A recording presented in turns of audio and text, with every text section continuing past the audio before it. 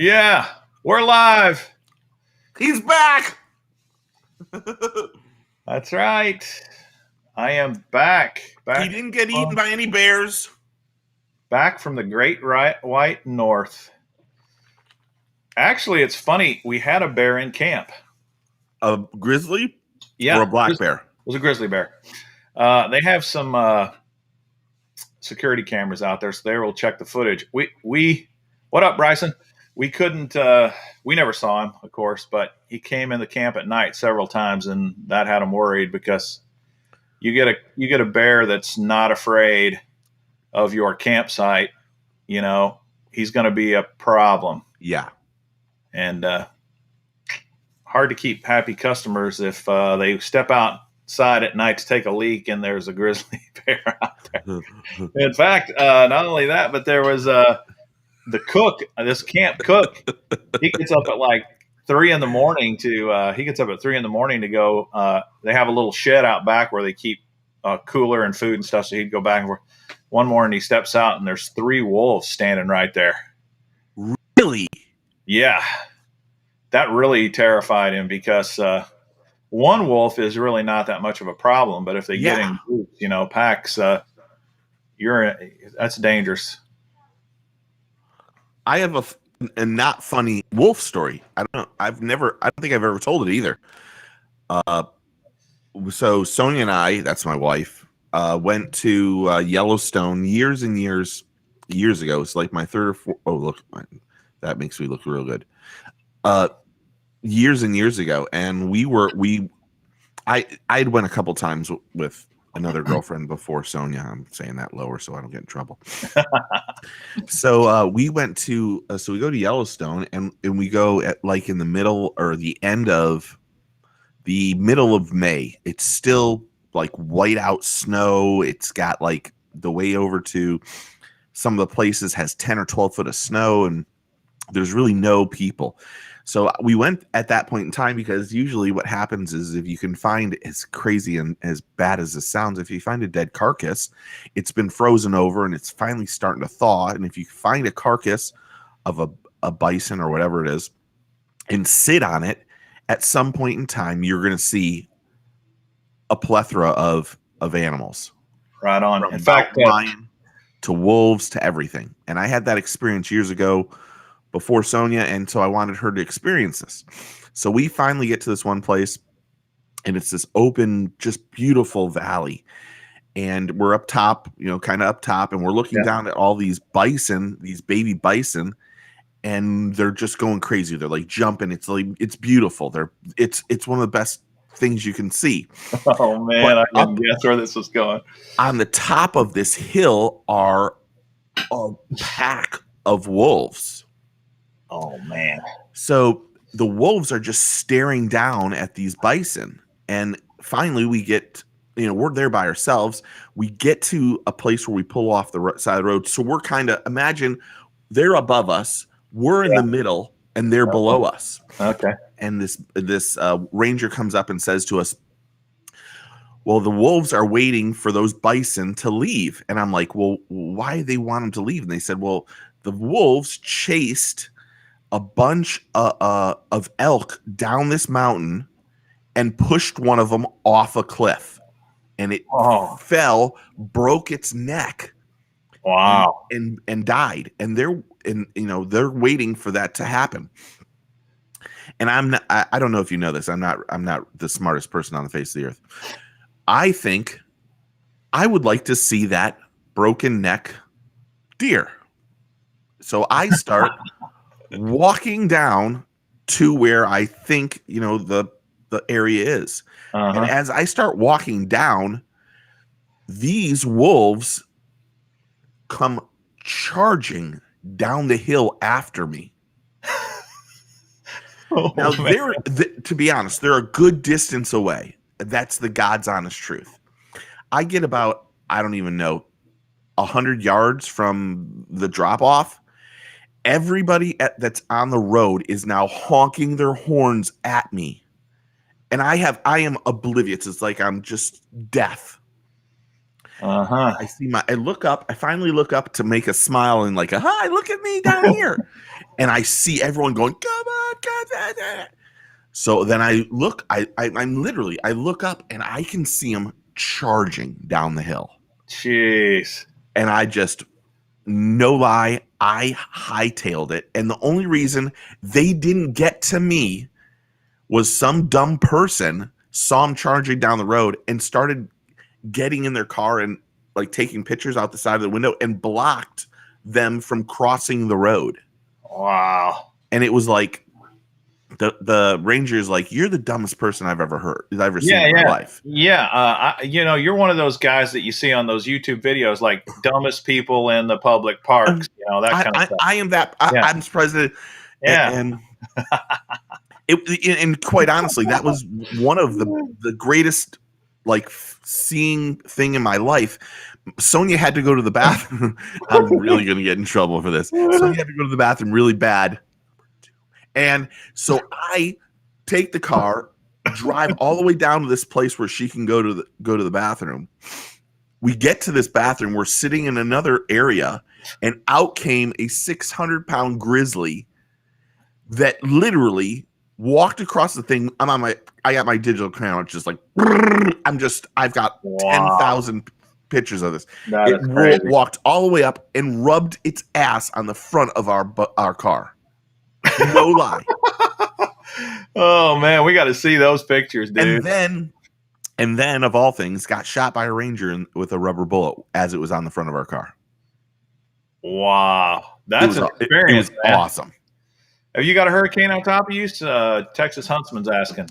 So well, if you listen to the media, we had the worst probably chances of ever getting hit of all time. It skirted by us and dropped off maybe half inch of rain. Oh wow! So nothing. I mean, we had rain. We had more rain over the weekend than we got from this tropical storm. It was pretty nothing at all. Well, good. That's good to hear. So, yay, Jeff! We're all back. It's good to be back. Good to be back on the show with you guys. It's always great to see you guys. And welcome everybody. Speaking of that, of grizzlies or carcasses and animals, there was a dead carcass. I think it was a moose carcass on the side of the river when we first got there, and there was a grizzly on it for a couple of days. Yeah. And then after he was done, I mean, you're not kidding. Eagles, everything. I mean, every kind of animal you could imagine until there was literally nothing left of that carcass. It was pretty wild. The first time in Yellowstone was like one of the greatest vacations I'd ever taken until I met Sonia. That's the God's honest truth. But we were on a carcass and saw wolves, mountain lion, grizzly, black bear.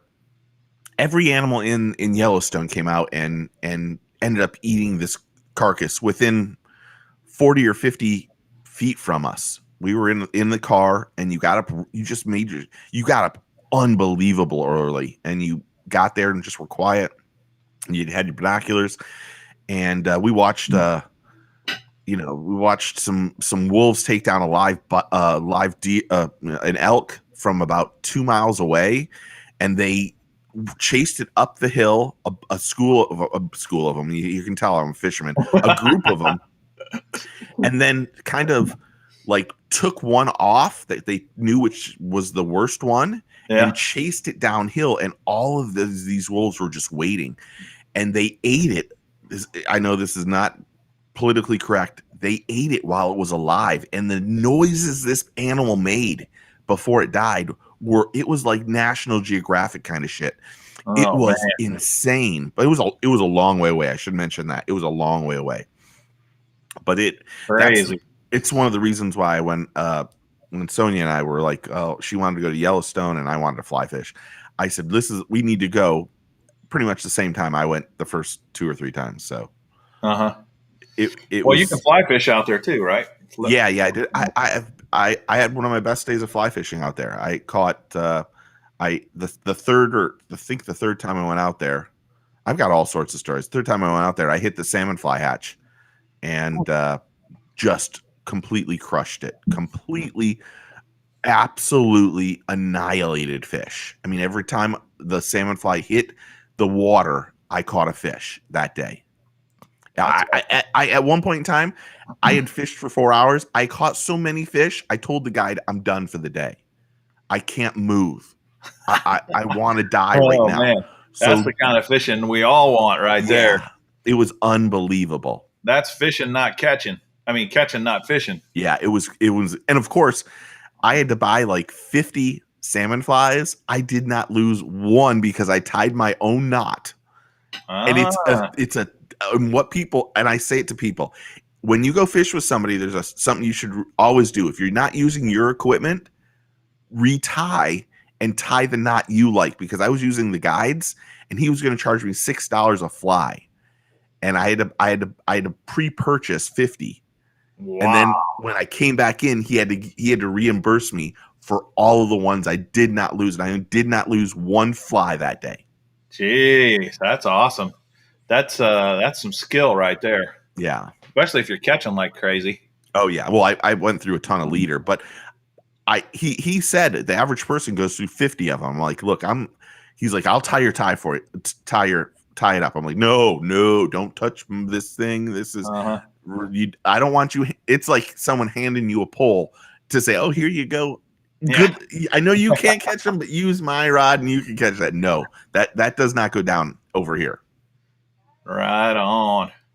Well, what have you been doing the last couple weeks that we've been off the air? I mean, we were scheduled to go on the air, and then bam, you had no electricity. I didn't even have internet today. The internet went down when the storm went by until 3:00. Oh man! And to make matters worse, we have all underground electrical and everything else here.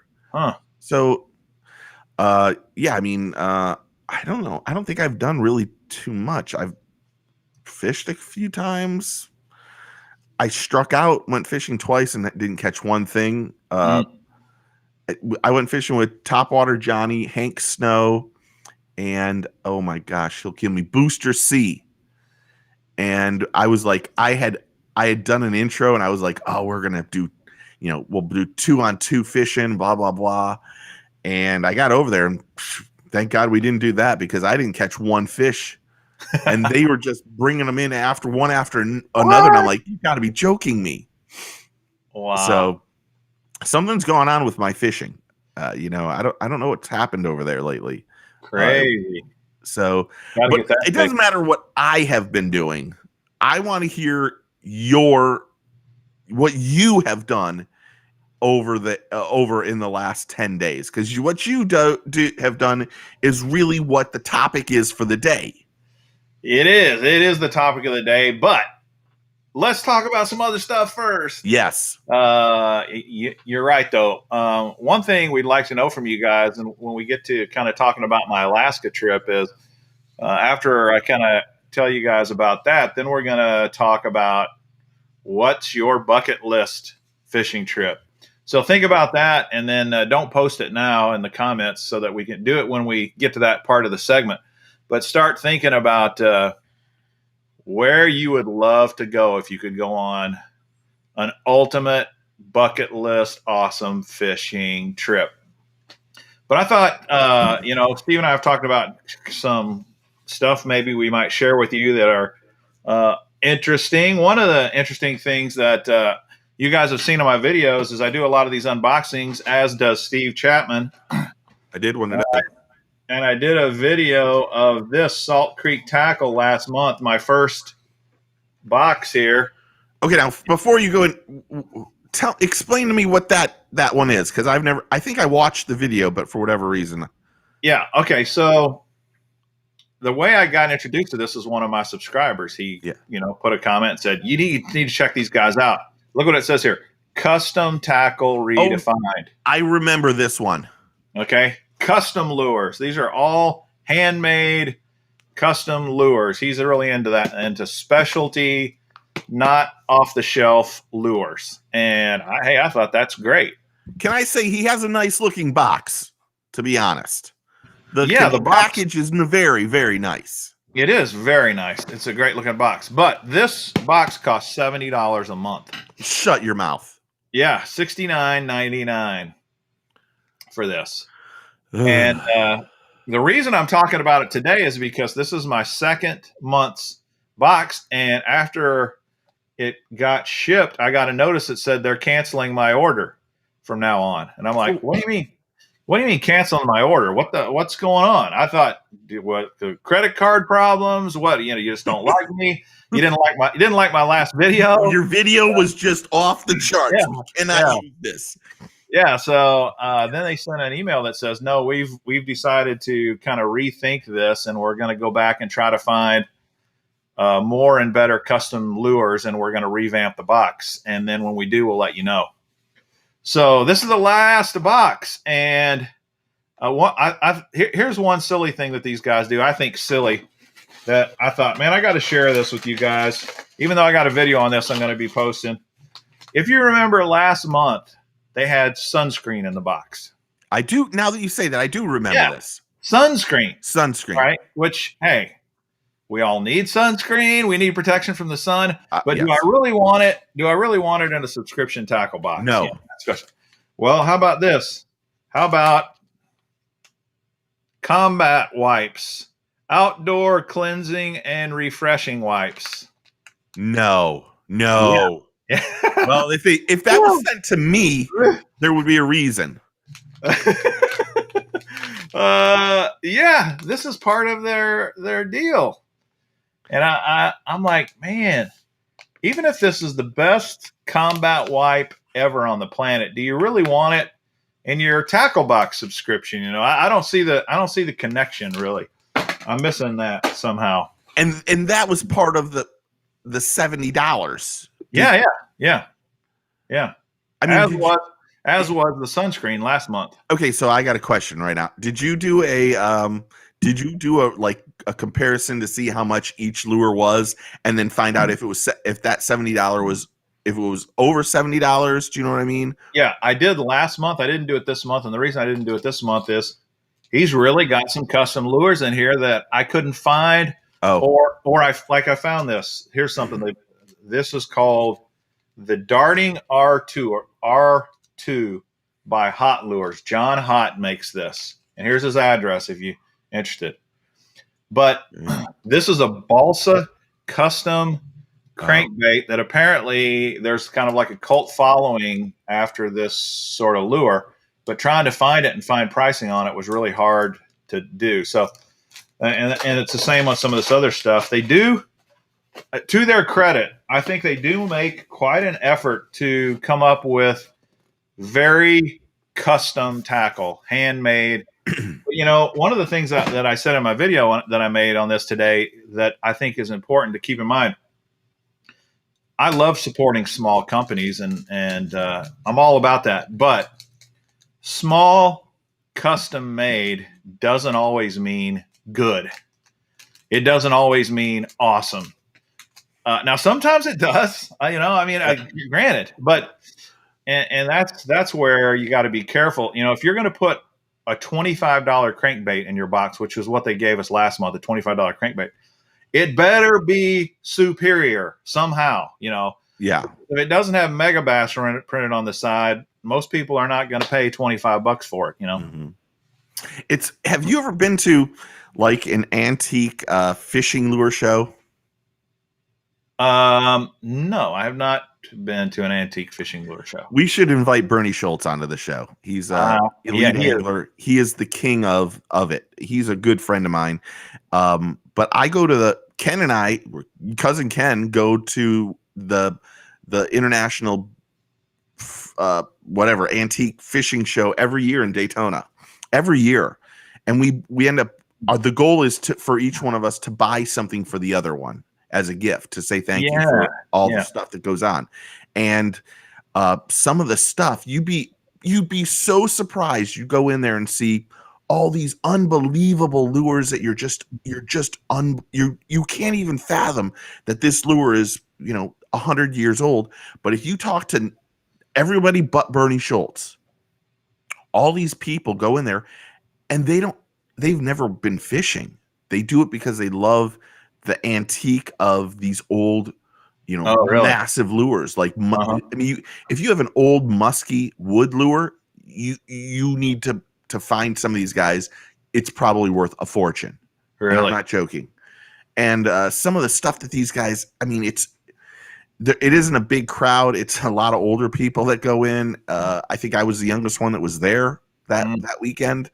But some of the stuff they have, seeing some of the old stuff is just, that's where that lure you have. Someone will go in there and go, "Oh, this is blah blah blah blah blah," and this is how he does it. Yeah. And I know him, and it's crazy, but it's awesome. That would make a fun show for sure.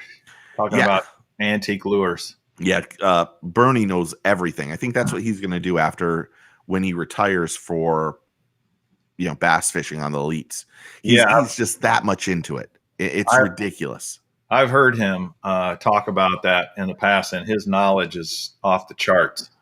And you can tell he's super passionate about it. Oh yeah, and his son is a unbelievable angler too. I think he was. I'm not sure if he's still with Shimano, but he's with somebody. He's a rep, and just his knowledge is even more. But I'll ask Bernie to come on the show for sure. Cool. Okay, so that's one of the things. There's other things that we want. Out of curiosity, do you think they're going out of business because they didn't make enough money? I don't know. And I don't know if they're going out of business. They just said they're discontinuing this and they're going to try to revamp it and come out with something more tailored, So who knows? Who knows what the plan is for these guys? I would say though that it's hard to get people to pay $70 for a subscription box. If you could do it, Mystery Tackle Box would be doing it, right? So I don't know. I would. It'd be interesting. I would almost bet you that almost none of our viewers are subscribing to that box. Yeah, I never had heard that box till you put it up there. So maybe the owner is a fan of yours, and he said, you should get this box, and he set the hook on you and brought you in. He might have, but to tell you the truth, a lot of the lures are pretty good, really. Yeah, I think I remember watching it last month. It was good. $70 is painful, You have a couple of those. You have that other box, that JDM one is. Yeah, that bento box is $100. And that one doesn't come with anything extra. Nothing extra. No wipes, no sunscreen. None. Yeah. So that's hilarious. Let's see here. Another thing I was going to mention is, I saw on one of the forums that an angler died out at Toledo Bend. And I really thought we should mention this because, in fact, I think I've got the article here on my deal. Let me see if I can pull it up and show you guys. And the reason I think we need to talk about this because I guarantee you this is a guy. Can you see that on the screen? You have to turn off the overlay. Oh yeah, I got to turn the overlay off. Okay. I can do that. All right.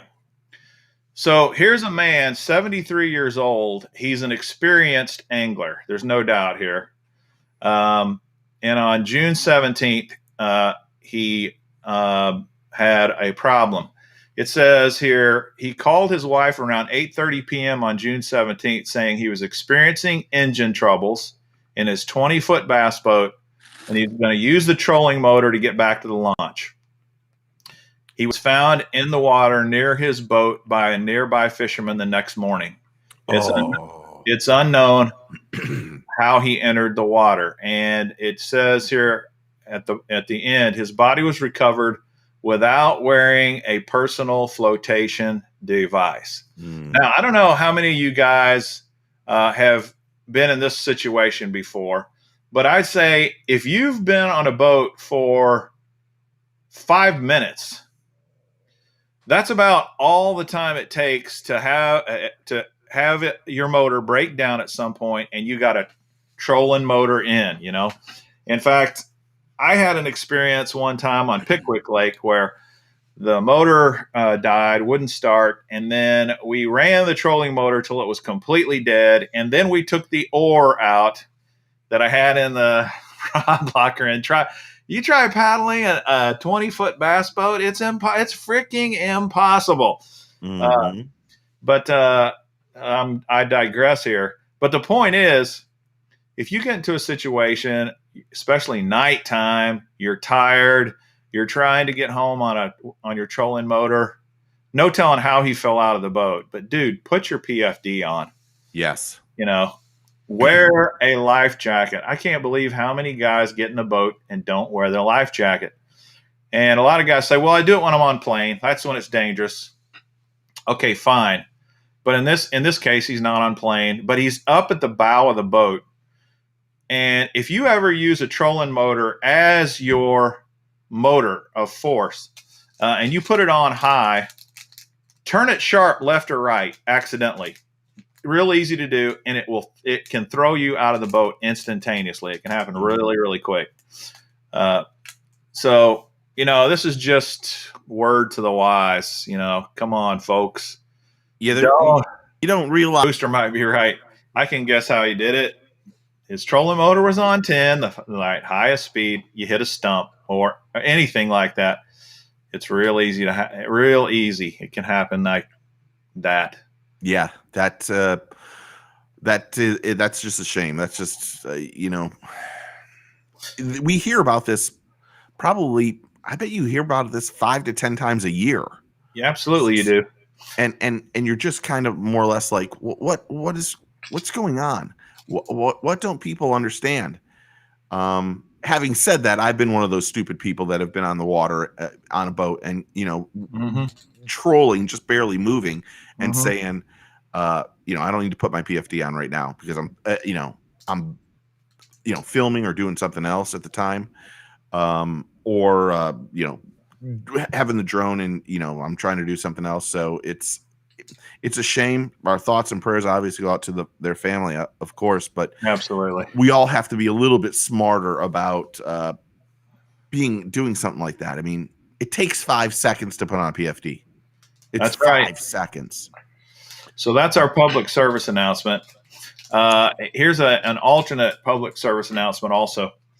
Make sure your PFD actually fits you and it floats. It's not a freaking, I'm telling you, I've seen some of these PFDs that dudes have, and I'm like, man, just get you one of those little pool noodles and wrap it around you, because that's about as effective as your PFD. That thing's junk.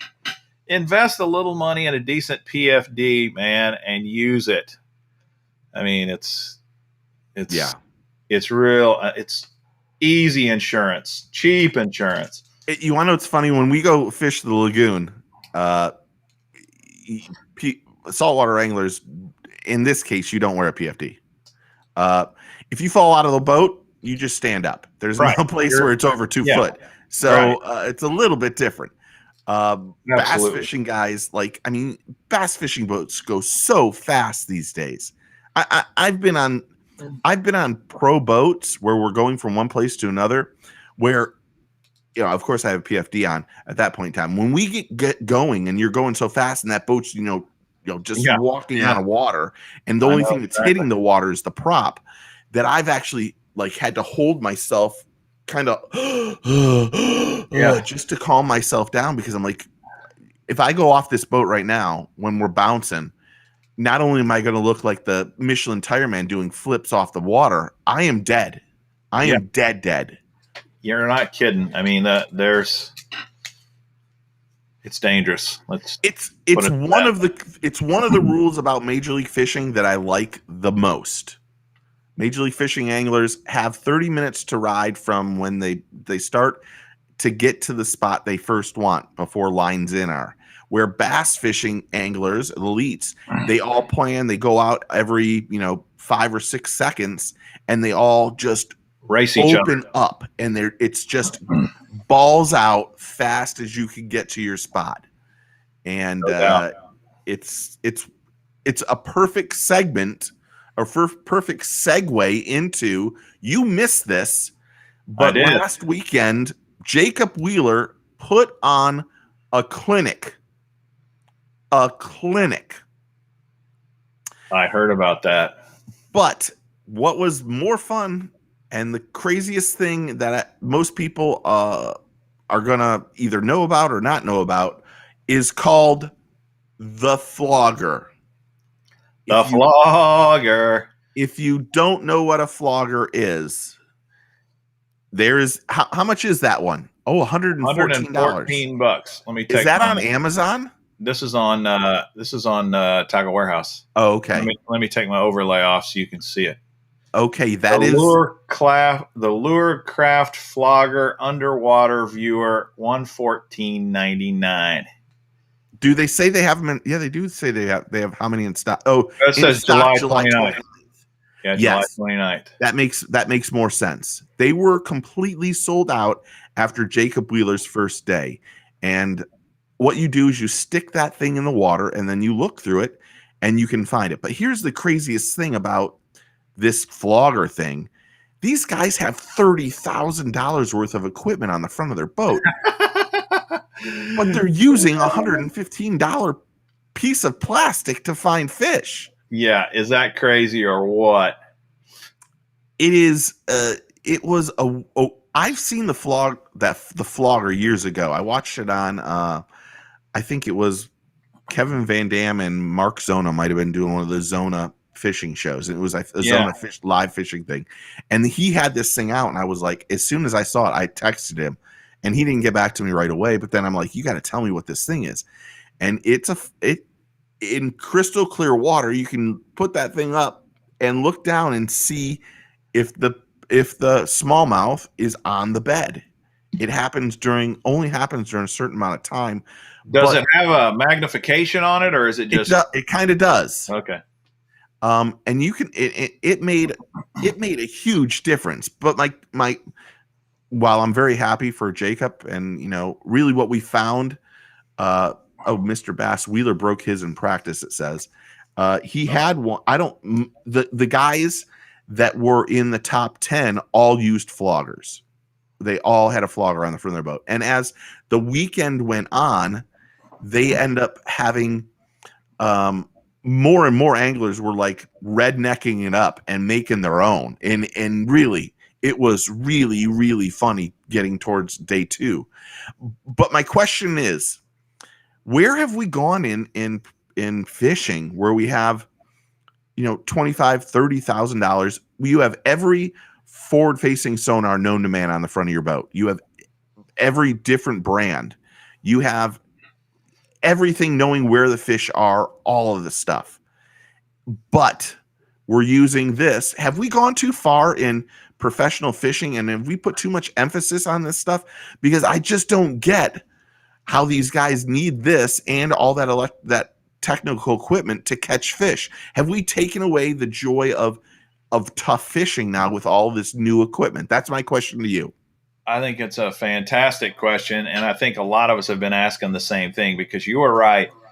These pros now easily have $25,000 to $30,000 worth of fish finding equipment, electronics on their boat, and they're using a $100 flogger to find fish.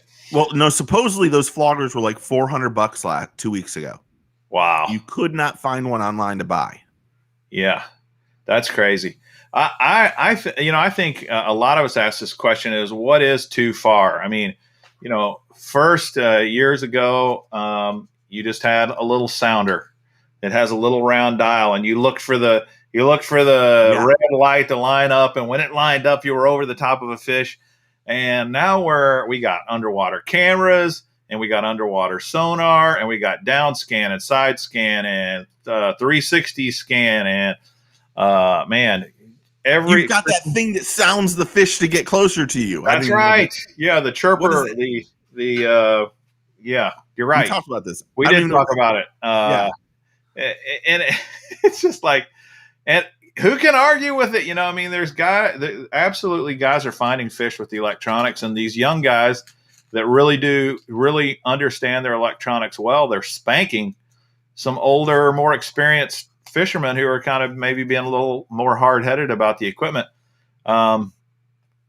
It's an amazing thing to think about, because where's it gonna stop? It's not gonna stop. the way technology goes, I have no idea what they're coming up with, but 16-inch screens on the front of your boat. I mean, you're going to have. Have you seen some of these guys have screens that actually are at like not looking down as much?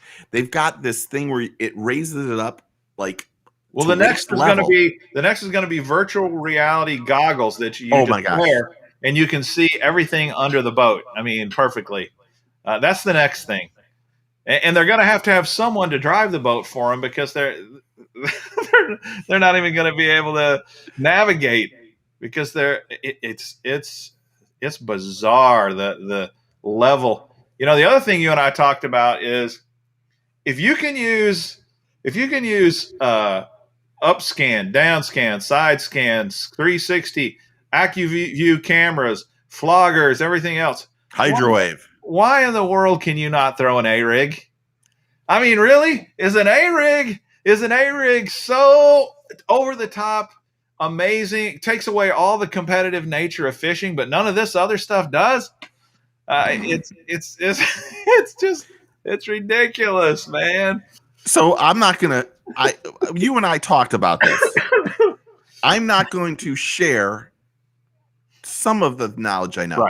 Right. But the A-rig was taken away because supposedly,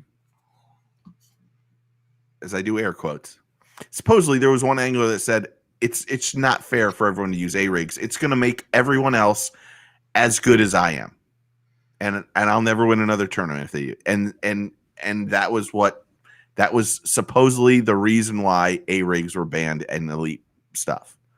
Now, is it true? Yeah, but yeah, I mean, you can use the exact same argument with this different forms of sonar.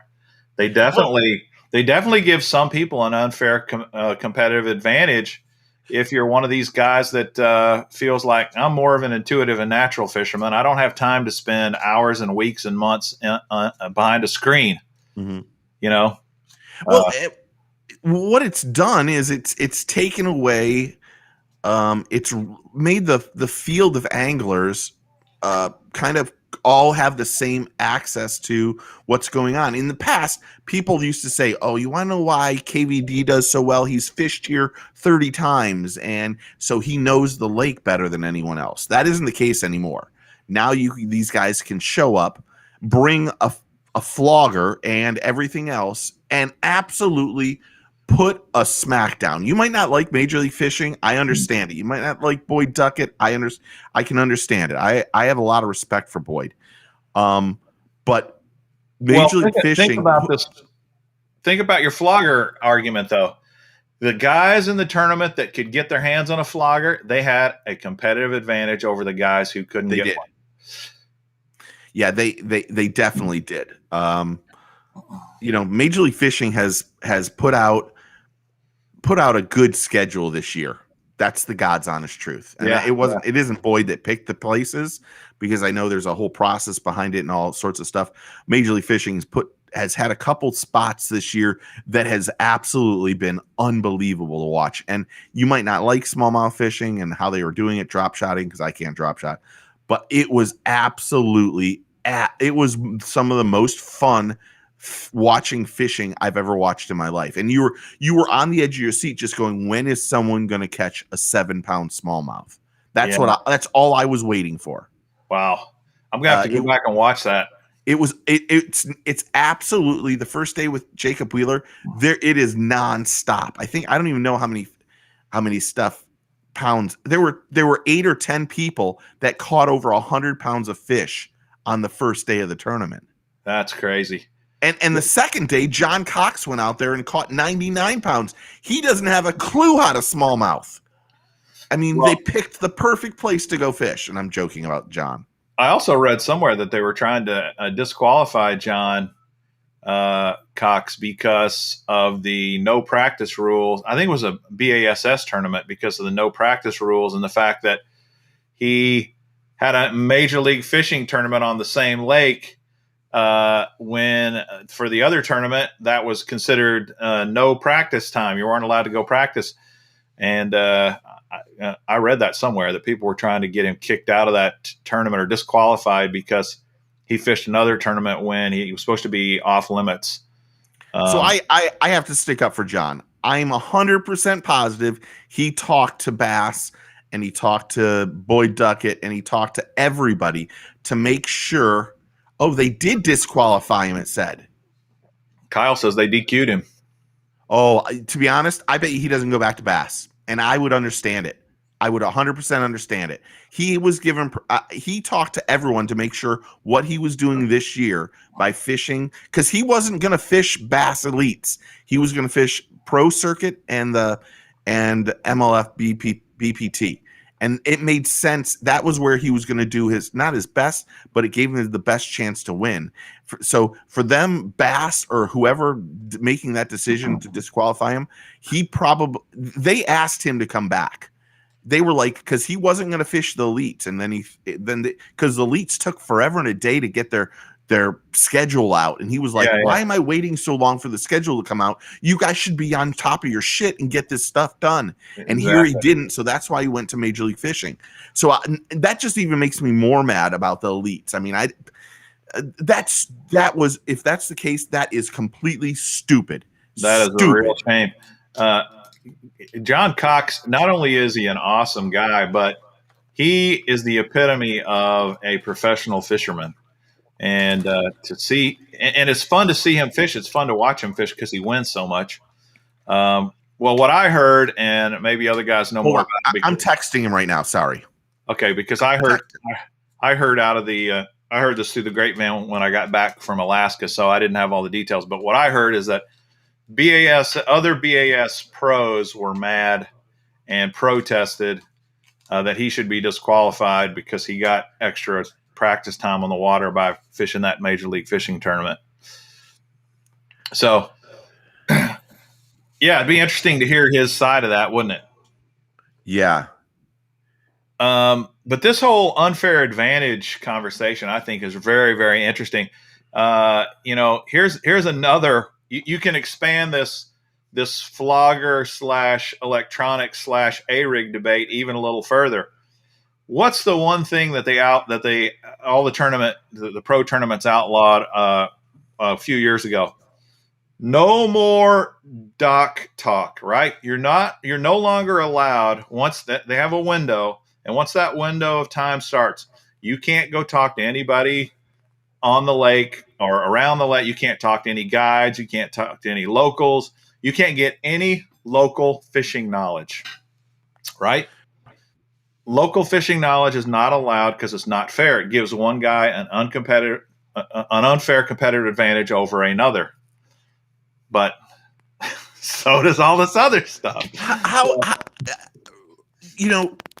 the thing about that rule is, do you not think that these guys talk when they go out to dinner together or when they're sharing a room? I mean, most of the guys end up, it's very expensive to fish the elites. That's the God's honest truth. It's very, very expensive. They don't make much money. So most of them have, I don't want to say partner, but they have a rooming partner where they will get a room with 2 beds and split that cost, which saves them a fortune. Yeah. Do you not think that those guys don't talk about what's going on? I've heard it in videos. I've watched Scott Martin's videos and listened to them talk about what their plans are during the day on his videos this year. Well, that's legal. That's legal. What's not legal is they can talk to other guys in the tournament, but they can't talk to anybody outside the tournament. That's the rule. And so I don't mean to bust in here. Then tell me how I wonder if that's a rule for MPFL, because I know, no offense to Lunkers TV, Rob Turkla, he has a bad day and then everybody calls him. Jacob Wheeler calls him. Why you'd listen to what's his name? Dave Mercer, if he called you to tell you fishing stuff, I would just throw that away. But all these guys from elites and other places, he said on his videos, these guys called me and said, you should do this, or you should. That isn't disqualification stuff. I mean, he has it in the video. Yeah. I Anyone don't hearing know. I static? don't. Sorry, maybe I'm too close.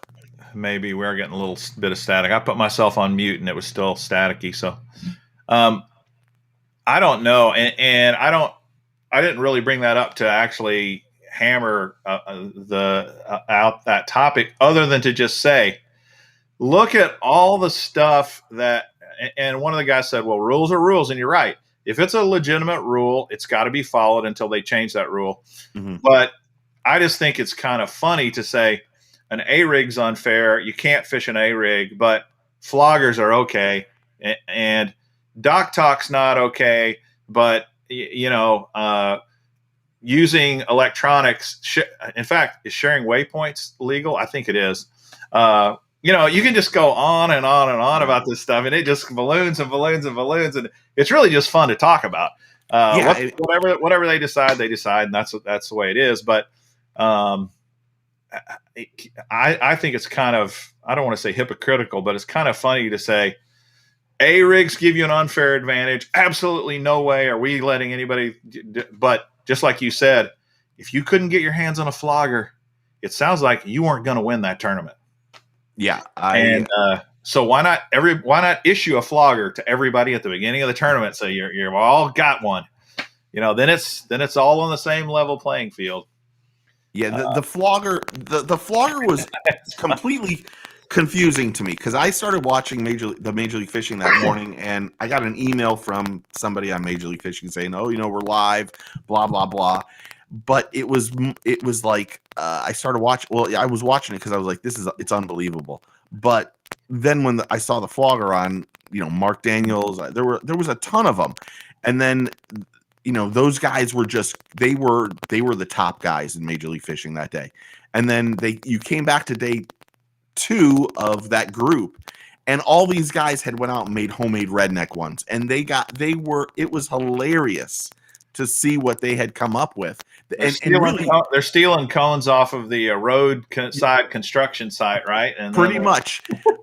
The best one was Edwin Evers had one, and he even said, "I've got like $12 into this thing." So I couldn't find one for $400. I went to Home Depot, and it's $12. So it was weird. Everyone keeps saying that it's from my end. They're saying the crackling is starting to bug them. Yeah, I don't know how to not make. Maybe just don't talk the rest of the show. Done. Man, the joys of trying to do a podcast. I mean, last show I had you on mute, and we pretended like it was all your fault, and I had you on mute. I can't hear you. You need to try something. Plug in a new microphone, Steve. But it is what it is. It's live. I mean, yeah, it's live. It's live. It's the best we can do. There's definitely some crackling coming from your end, though. Let's see. All right, another thing I was going to talk about off topic here. That was a fun topic, man. We could really have some shows over that. I hope John Cox texts you back during the show. That would be really awesome to see. It's a little late, but you never know. Yeah, it is late. All right, so I do these. You and I did one. We shared a tackle box, mystery tackle box, a Mr. Bass mystery tackle box, and a Get Your Fish On, where we shared tackle.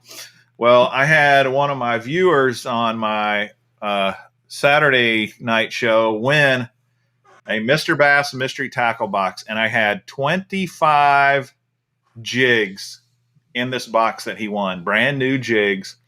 A lot of money's worth of jigs. I had 6-cent swim jigs in there. I had dirty jigs, flipping jigs in there. I had river to sea football jigs.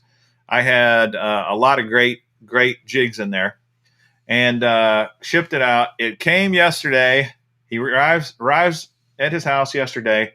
The box is torn open, and there's 8 jigs in the box. I sent him 25, and it shows up with 8 jigs. And there's a little note in there from the post office that says, "We care. Sorry this happened. We really care." I'm like, dude, if you think they care, go back to the post office and see if they'll give you the money for those 17, 18 jigs that somehow disappeared in the mail. I am so fed up with the post office, man. They are screwing stuff up and damaging stuff right and left. It's insanity. Hopefully you can hear me out of this microphone, and this makes it better for everybody. Can you hear me? Yeah, that actually does sound better. Oh. I got to do all these things to make these people happy. I know it, man. You're a people pleaser. I hate it already. What the hell is the post office doing? The post office is already screwed up as is. It's ridiculous. It is so freaking frustrating. Here, this guy, in fact, this was on my spin to win wheel, and it took like 6 weeks for somebody to finally land on that thing and win. He wins. We make a big deal out of it. I break it open and I show everybody all these amazing jigs, and 3/4 of them disappear on the way to the post office. It's just, man, it's frustrating. Yeah, the post office is already, like I said, the post office is already screwed up. Like I love getting like my packages, and then they're like half. They're like the Elephant Man package. They're deformed in all sorts of places, and you think to yourself, what did they do, or where did they throw this box to get this? Yeah, to get this to happen like this. It's just baffling. I'll tell you what happened to me the other day. I go out to the post or go out to the mailbox to get my mail. I open it up, and there's like 5 letters in there for one address, and 5 letters, 6, 7 letters in there for another address, neither of which are mine. And both of these addresses are not even my street. I mean, they don't even have they do not even have the street name right, let alone the mailbox number. And so I take it up to, and I don't have any mail in the box. They didn't get any mail from me, but they send me the mail to 2 other customers. So I go up to the post office and say, what the F here? Look. Yeah. And I show him both. And he's like, well, do these people live next to you or around you? I said, they don't live anywhere near me. And he's like, this is strange. I said, it's not that strange. You guys screw up all the time.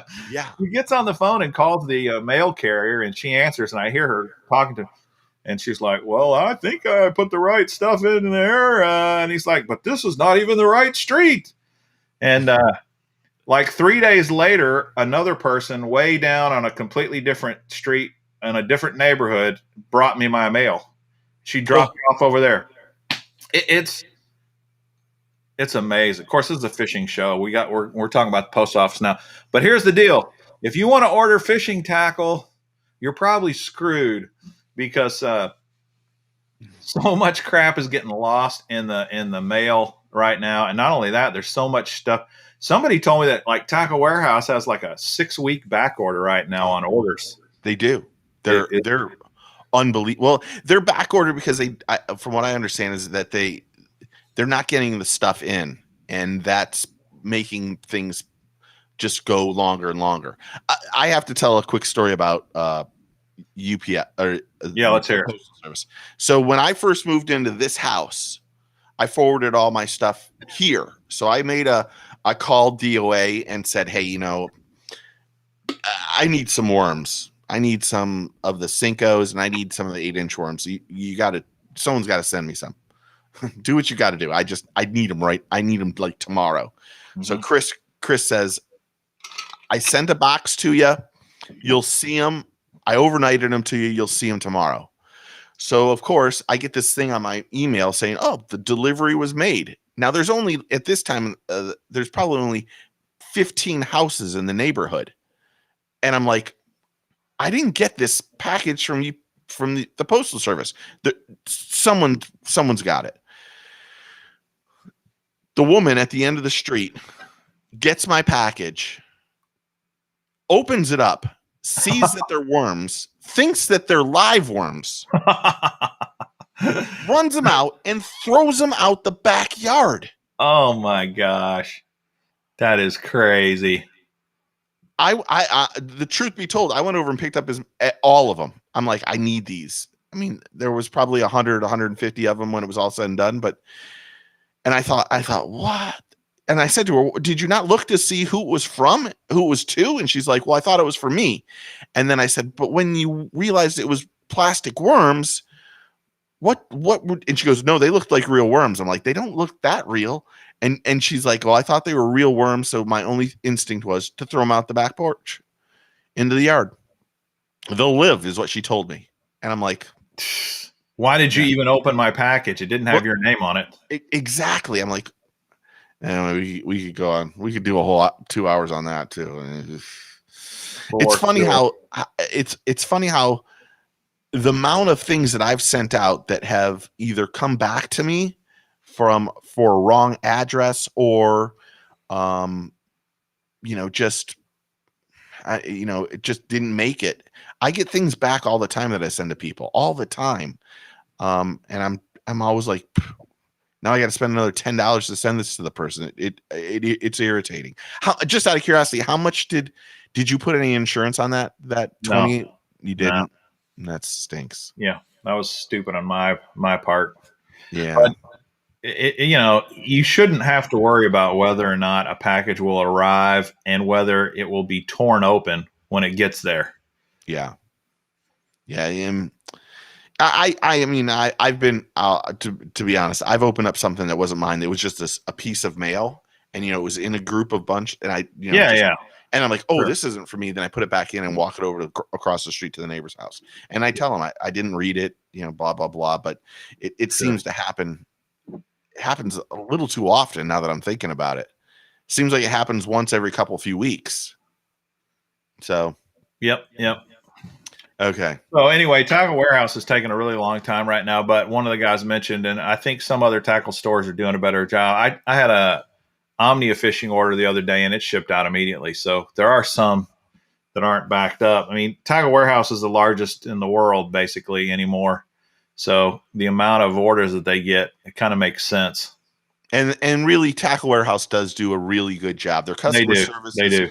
I would say their customer service isn't that good. Getting back to people and emails and stuff like that isn't. I wouldn't say they were the best on that, but they just have I mean, in this COVID life, or during COVID, fishing was through the roof. I mean, it's ridiculous to hear some of the industry people talk about how much money they made during the that really pandemic-ish time. Nobody can say they didn't make a lot of money. I mean, stores are finally just getting product back onto the shelves and stock. So Tackle Warehouse is that's part of their issue. I think Tackle Warehouse does a great job. I just think the customer service sucks. I've been using them for years and years, and usually this whole COVID thing's just kind of it's hit everybody hard. But they're still fantastic. It's tough to get. I mean, I got things that I mean, these I'll take it out of the thing so you can't see the packaging. These are the new jigs from Engage right here. And they're pretty. It's almost impossible to get them snagged. That's the God's honest truth. But this took 2 years to get to come in from China. Wow. And that is a really good color. This is the one I've been fishing. This is the one I've been fishing a lot lately. So you can see this is like a. They call this. It doesn't even have a color on it because I have. That looks like a peanut butter without the jelly. Yeah, I have early access to this, but it is virtually, I know people do this and you can see it a little bit better. It's virtually impossible to get it snagged right now. I've used this one for a couple of weeks and I've just bounced it off everything to see what and I cannot snag it. It gets stuck for. Okay, hold on a second. Hold on. Hey, dude. John. John called What are him. you doing? Are you at home or are you on the road?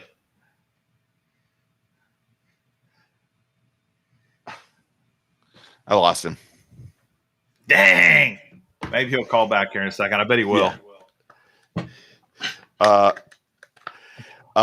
But they're virtually almost impossible to get snagged. So, you know, it's something that everyone will see here in a little bit for sure. Yeah. What else are you doing for iCast? I know you've been doing all kinds of stuff, getting ready for iCast.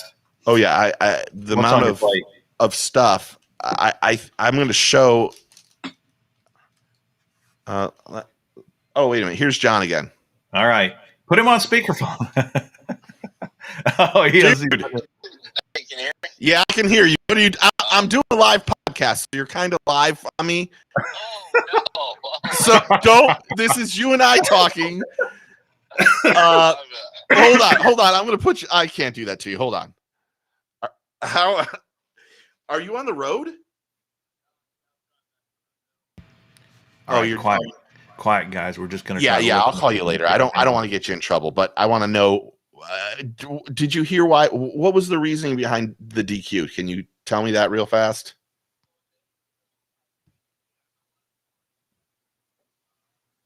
Last week. Yeah. And it was inside the 28-day off limits. But didn't you get permission to do that from them? Well, no, not really. I mean, what I did, I tried to talk everybody into like, hey, I'll just fish like from the Mencina ramp to the dam, which was like a 3-mile stretch. Yeah. And I was like, I'll just hang out here for MLF. And then we're going out of Waddington, which is like. Yeah. Interesting. Crazy. Well, he's hung himself up now. He'll call back here in a minute. Dudes, can you guys believe that, though? Let me take this deal off so you can actually see me. Oh, here he goes. Well, he's still on the phone. I'll click him on here in a second when he hangs up. I want to hear that conversation, don't you guys? So it sounds like he was going to take a very limited location, fish there for MLF, and then for the BASS tournament, not fish in that area. And then he wouldn't really be crossing any water. So that's pretty awesome. That's pretty cool. Crazy stuff, man. Crazy. So I can see him talking to John still here. And when he hangs up, I'll connect him back. And that way we don't invade John Cox's privacy. Hey, one thing I was going to tell you guys, on my weekend show, which is going to be Sunday night, 8 p.m., I'm going to be giving away a Champions Club box. They sent me one of these, so it's brand new to give away. So how about that? I'm going to give one of those away, and I think Steve may have gotten a couple of them from them as well. He's going to be giving away as well. But on my Spin to Win show Sunday night, I will give that away as one of the prizes, so that should be fun. So, yeah, Hank, I'm sure there's going to be talk about it. Bass Fans always got some great reads, good stuff to check out. So if you want to know more about the DQ incident, that's a way to do it. And who knows, we might get he's getting all the intel from John here, and then we might at some point. All right, here he goes. He's coming back on. Yeah, that's ridiculous, dude. That's ridiculous. All right, I got you connected again. Okay, I'll give you a call here in a little bit, man. I know you're driving, but I'll call you after it. Okay, later, dude. Bye. Did you lose me? Yeah, you got totally disconnected for some reason. So when you came back, I just kept you off the air. So yeah, sitting there talking to. Yeah. Yeah. In fact, I'm going to turn my Wi-Fi off and try to make things hopefully a little bit better. Yeah, it sounds like. Well, I wish I could tell exactly what he said, but it sounds like he didn't have permission, but he thought that he wasn't fishing the exact waters. He was 3 miles away, and he was trying to fish an area that he didn't go down in, wouldn't know anything about, where the bass was. And I think he tried to ask a bunch of anglers for help, and I think they turned on him. And that's kind of crappy, to be honest. It is kind of crappy. But it is a rule. He understands that. He isn't like he's saying anything else. But in my opinion, and this is just my opinion, the one of the people you should have at your fishing tournament is John Cox. Yeah, I agree. When you have not a lot of people, not a lot of named people in the elites, John is one of those guys that's just down to earth and good, and is a positive for you to be there. And what he was trying to do this year was unbelievable as is, but that's just me. And that's part of this. It has to do with, is I'm very close friends with John. So yeah. If he asked me for something, I would jump and do it. But obviously, you want to know what? There's too many people that probably think he's a stick, and he's taking away from money I can make. I can understand that, but you got to be pretty pathetic to vote, in my opinion, to say that he was doing something wrong. So I know I tend to agree with you. I don't understand why. I mean, okay, I do understand it's their livelihood, and anytime they can get a competitive advantage, like a flogger, they're going to take it. So if they can get somebody DQ'd, they're going to do it. But it's a shame. Yeah, that I didn't know that. I'm glad I didn't know it. I feel bad for John. But I mean, I think he'll just you want to know what stinks about that? You want to know he doesn't get points then that affects his Angler of the Year, that affects his chances of getting back to the Classic. Everything. It has a lot of stuff. And John wasn't going to fish I said it earlier. John wasn't going to fish the elites. He kind of got, people were like, he qualified, he fished last year. It didn't kind of fit his schedule, and he was like, I'm going to fish Major League Fishing in the pro circuit because I can do well, and I like the format.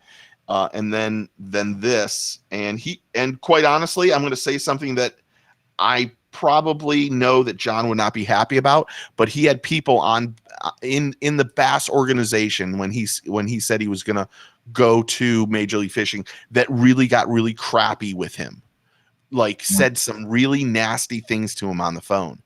And these are because they thought, oh, you need to stick with Bass instead of going to Major League Fishing. And John wasn't looking at it. He doesn't look at Major League Fishing Bass at all. He's looking at how many fishing tournaments can I fish that I can make the most money at. He's always been that way too. I mean, yes. He's always fished multiple circuits and just as many different tournaments as he can. So that is kind of a shame. Yeah. What about the old drought out there? Have you been following that? Like this guy Matthew's asking about Lake Mead. It's insane, man. What's going on out there right now? I mean, they're just running out of water out west. We were running out of water here 4 weeks ago. My frog pond was sketchy.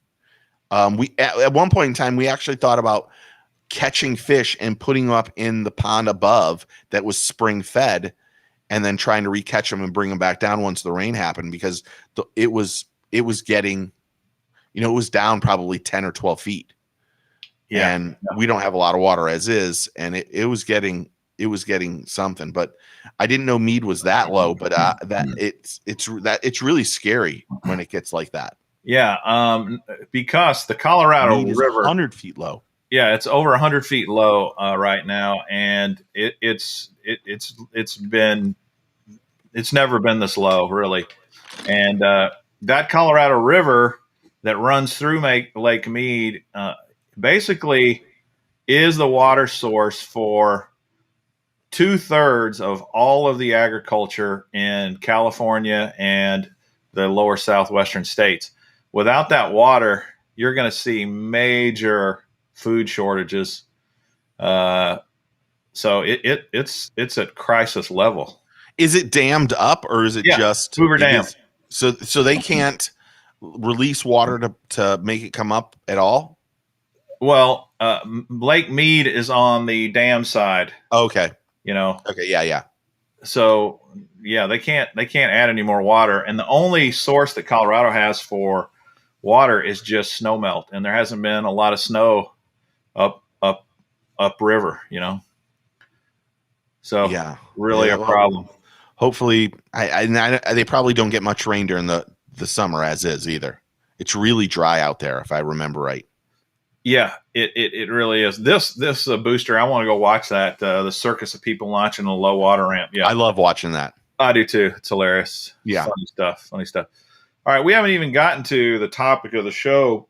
I was going to show you this. You saw this? I'll show you it without the thing. There's a special new one. Oh, that no one has seen. I have two of them. There's one that, and then there's one like this. That is a vibrating jig. Yes. This one is a miniature one. You can't really see it that much. Oopsie, sorry. You can see that smaller blade. Good. It's got two trailer things, and the other one's a lot bigger. I think that's actually what it's called, to be honest, isn't it? Let me see. Yeah, that's what it's called, big blade. I've gotten some new things in pre-iCast, and it's Z-Man. I don't mind saying it. I can't do any underwater stuff, but yeah, that's the new ones from Z-Man, and they look good. Wow, awesome. So you can't show them in the water, but can you fish with them? Have you tried fishing with them yet? Yeah, the big one I fished with over the weekend. The big one is, let me get that other one. Yeah, how does it compare in size to like your? Yeah, that's what it is. Of course, I hooked something. How is it possible that So here is. Let me do it correctly so I don't get in trouble. Can't see exactly. Look at the size of one to the other. Yeah, that is a giant blade. Giant. Huh. Very interesting. Very good. The hooks are, I don't know if you can see that. The hooks are stout on the big one. Definitely looks like a beefy hook. Yeah, it's a really beefy hook. I think the only thing I have a negative, it has two trailer keepers. It's not the jackhammer trailer keeper. Those are the ones I really think are the best. But I can tell you the vibration that puts out is unlike anything I've ever felt in my life on a lure. I actually thought that I needed a heavier lure because it was like boom, boom, boom, boom, boom, boom, boom, boom. And I was like, oh, this is going to make me crazy fishing this. The big one is 5/8 ounce. It's going to come in three sizes: 1/2 ounce, 5/8, and 3/4. Okay. Hand-tied skirt, and it just delivers unbelievable amount of thumping. It's a 6/0 Mustat, by the way. 6/0 hook. Wow. Smaller one delivers a little bit less, but is probably a little bit better for your places that have just a ton. John's calling me back, by the way. I just hit decline. You have a little more, a lot less pressure. So, we can look forward to. You can look forward to a couple of those, by the way. Sweet. I got some for you, but that will be after. You'll see more stuff about it after iCast. That's the best way to put it. Okay, cool. All right. Man, this whole John Cox has got me all off subject here. I'm wanting to know. I'm like, man, let's talk to him. Screw talking about Alaska. If he wasn't driving, I'd tell him to call in. Oh, that's I don't want to get him in trouble though either. Yeah. I don't either. I definitely don't want to get him in trouble. Yeah. All right, so let's switch topics then here. Yes, I want to hear about your. Now is the time people should start putting up. Well, first off, everyone should be liking, by the way, the video. Yeah, if you haven't done that. How can you not like this video, man? Yeah, This is really fun. Look at all the stuff we've done today. It's amazing. but you should be liking the stuff and following all of us, everybody. Follow John Cox too, by all means. Yeah. But I want to. We talked about this. Your bucket list fishing locations. Now it's not only fishing locations; it's why you want to go there, and who you would bring, who you want to take fishing. Now I know the sentimental thing is I'd love to have my dad back if he's passed. My dad has not passed; he's alive. But take your dad or whatever. Yeah. Make it somebody that's alive, please. But I'd love to hear, where people would go, because you did a poll, and the poll kind of surprised me. Yeah. In fact, I'll go over it again real quick. I asked the question, where would you like to go as your dream trip? And I just gave 5 suggestions. The most popular suggestion is fishing the boundary waters for pike, muskie, and smallmouth. 34% said they want to do that. And the least popular is fishing Louisiana Delta for redfish. So that's kind of interesting. And then in between was South America. Second most popular was South America for peacock bass, and then Alaska fishing the salmon run, and then offshore fishing for marlin. I think I sent you a private chat. All right. But it wasn't. I was trying to do something else. I was trying to reply to a thing. All right. Now, who was which one won? The fishing the boundary waters for muskie and pike and smallmouth. See, this confuses me. Doesn't anybody want to go to, like, your trip to Alaska is like, when you told me you were Alaskan, I was generally jealous. In a good way. I was very happy for you and excited for you. But I think that is like one of the most amazing things to go to from a, all around fishing person that loves, spin fishing, fly fishing, all that stuff. Yeah. And that would be where I would, that's where I voted. That's the truth. But to hear people would rather go like pike and muskie fishing, I can understand that, but gosh, Alaska's Alaska, man. It is. Look at my wife. It might be fun to say who you wouldn't want to take. I'd take her fishing. I think we could actually have fun fishing, but she would have hated the mosquitoes in Alaska. They were off the charts, insane. Mosquitoes, and I've been to Canada multiple times fishing, and they got bad mosquitoes there too. But man, Alaska takes the cake. They win the award. They win the award for absolute uncomfortable insanity. I mean, thank goodness for mosquito nets and 100% DEET is all I can say, because they were on the warpath. But, it's funny. When I look back on the negatives of this Alaskan fishing trip, the mosquitoes were the only thing. That was the only thing that was negative? Everything was awesome about that trip. It really was just fantastic. I mean, just out of curiosity, as a fat person, how was the food? The food was off the charts amazing too. Now get this, Jan, I was thinking about you during the food, because guess what? We get there, and this is a remote fishing lodge. They only house 8 anglers. So it's only 8 guys and gals. And they had a gourmet chef there who, no joke, had a 5-star restaurant in Puerto Rico that got destroyed during the hurricane. And since his gourmet restaurant, he's had, when I say gourmet, he's had like Gordon Ramsay. He's had all these Food Network people at his restaurant. He's had lots of celebrities at his restaurant. Very, very famous restaurant in Puerto Rico that got completely wiped out by the hurricane. So he has no business anymore, and he's still working with FEMA trying to get it settled. So his bucket list was, I want to go to Alaska to fish. So he found a cooking job at a lodge in Alaska so that he could go fish. And the food was incredible. It was off the charts crazy. In fact, can even show you a photo or two of some of the dishes.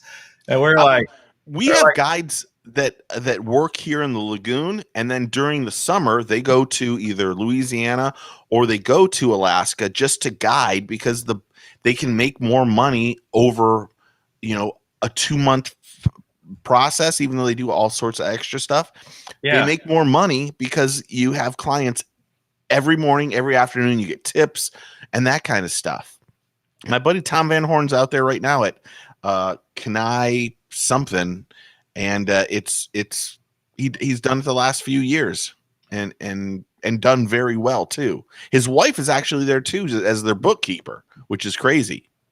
All right, I'm going to share my screen for a second and show you some of this food.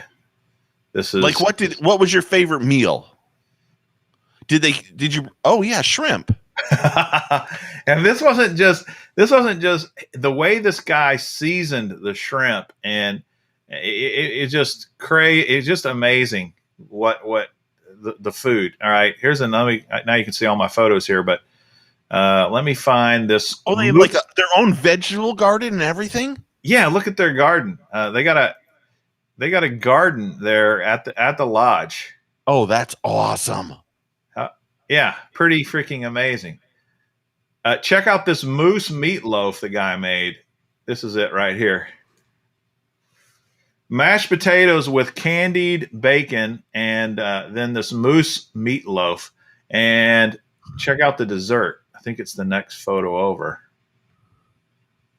Oh my gosh. I couldn't make that you're at your house and you're in the bush when you're getting near that. This is in the bush, man. We're talking, they don't even have electricity out there. They have a generator that they run for like 5 hours a day, and then he's able to cook during that window. Crazy. What was the weather like? It was mostly like this. Here's a picture of the guy cleaning fish. So you had to have a jacket on it most times. It was cold. I mean, cold is in 50s. High 40s, low 50s in the morning, and then in the evenings or in the afternoons, you might get up to 60. Like that day there, it probably got up to 60. But the wind was still cold, so on the boat, even at 60, it was pretty chilly. So if you guys caught fish, like what is that, salmon there? That's sheefish. Sheefish, yeah, which I'd never heard of sheefish until we went, but they've got some very nice big sheefish. Let's see if I can find a picture of one here. I have another question. Did you video everything so you can make videos? Yeah, I did. I videoed a lot of stuff. Here's another garden shot that was kind of cool.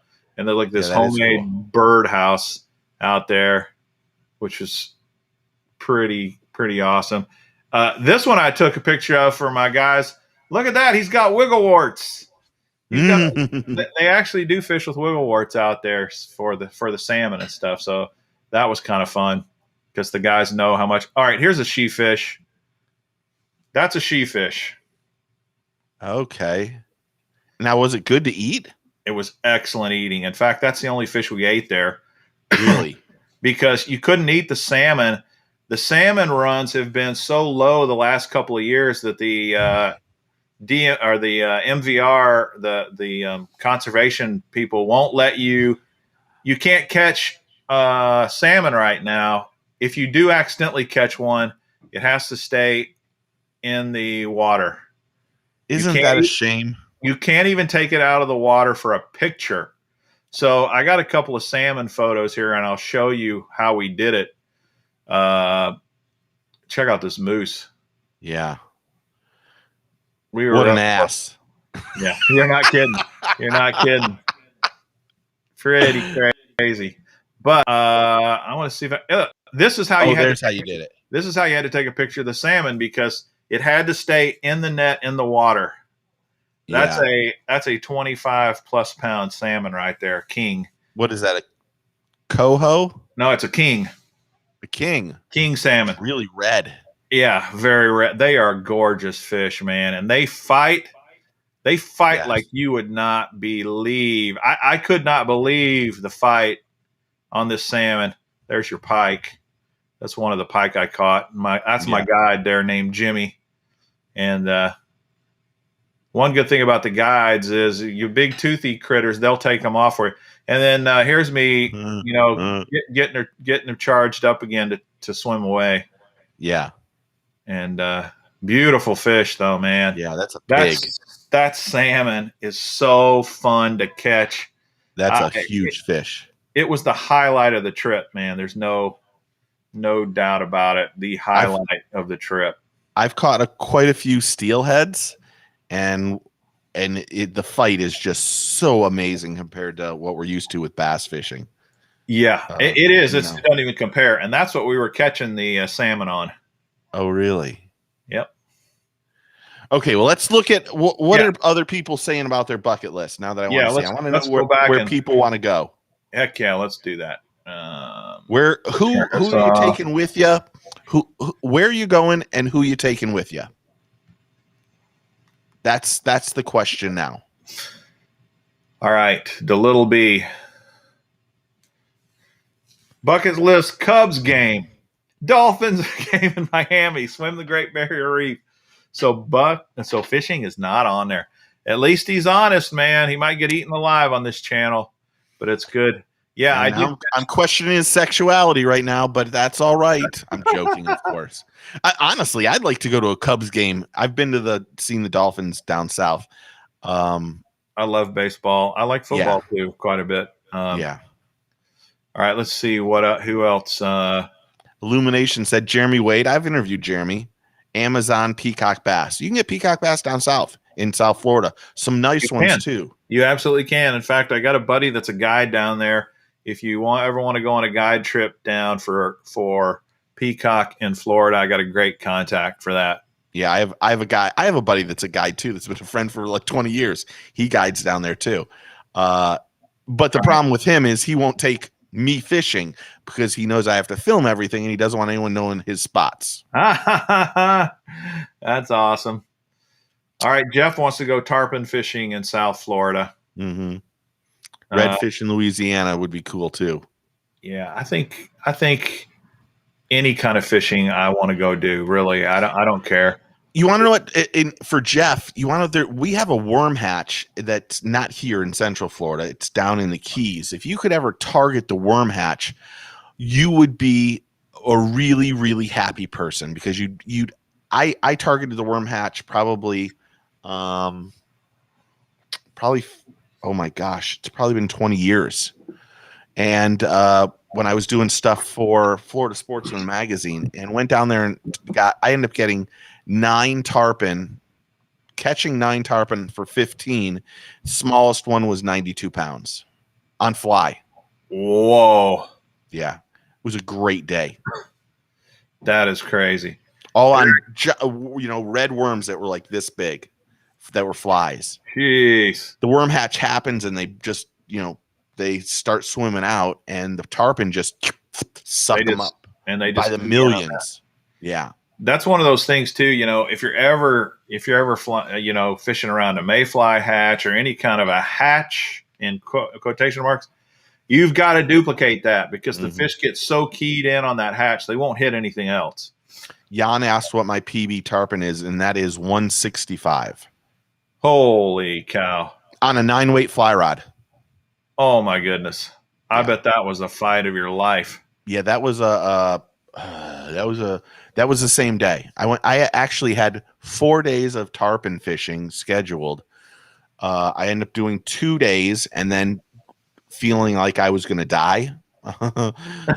Because I ended up, of all things, I was on this guide's boat and he had this little I don't even know. It was this little clip on the floor, and I happened to kick it with my feet, with my toe, and I had the worst, couldn't stop, bloody foot you've ever seen.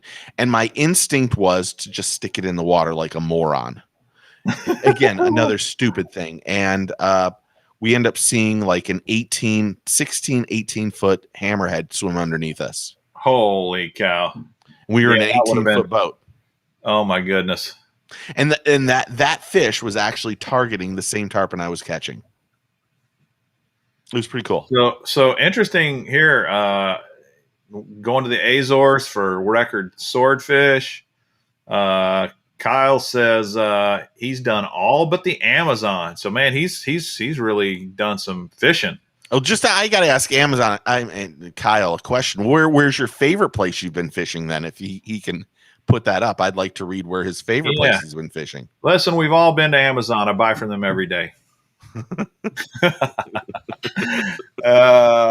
Matthew, Lake Biwa in Japan. Oh yeah, boy, that would be fun. Yeah.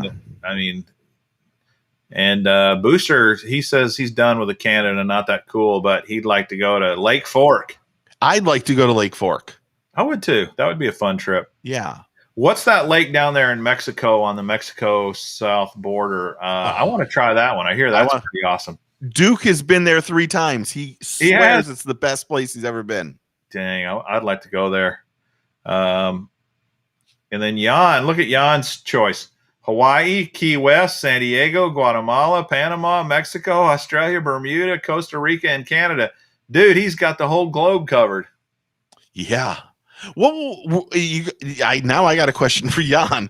Jan, what are you going fishing for in Hawaii? GTs, marlin, swordfish? What are you going for there? I want to know. Yeah, that would be interesting. Kyle said South Africa was his favorite.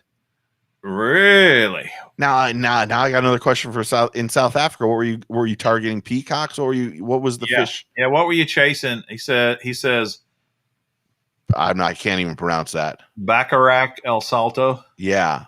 And Jan says marlin. Oh, blue marlin. Yeah, that I think everyone I think there's that thing. Well, I want to catch. I've caught marlin and I've caught sailfish and all that stuff. Yeah. It's fun to catch, but my God, at the age I'm at now, I don't want to catch a marlin. You start cramping up in places that your body has never cramped up in your life. Yeah.